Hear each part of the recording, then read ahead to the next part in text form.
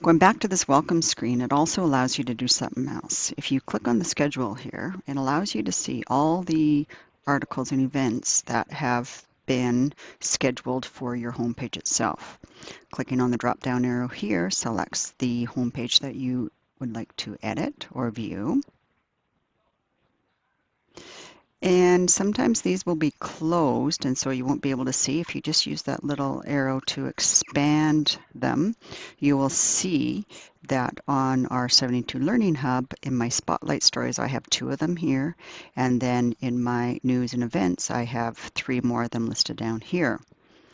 You would visit this page for a couple of different reasons. One is that you can reorganize or reorder the stories by just click holding and dragging them into the new order that you would like them.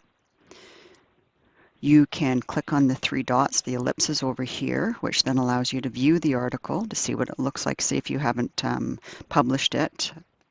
You can view the article, see what it looks like, or you can actually edit it so that it opens up that original article and allows you to do whatever changes that you need to be changed.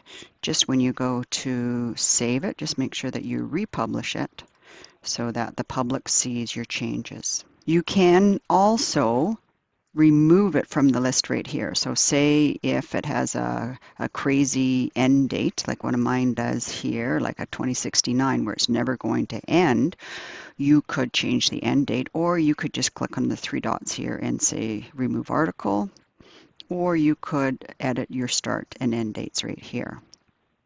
Clicking on the save will save any of the changes that you've done in this page, and it sometimes takes up to 2 to 3 minutes for these changes to reflect on the home page itself.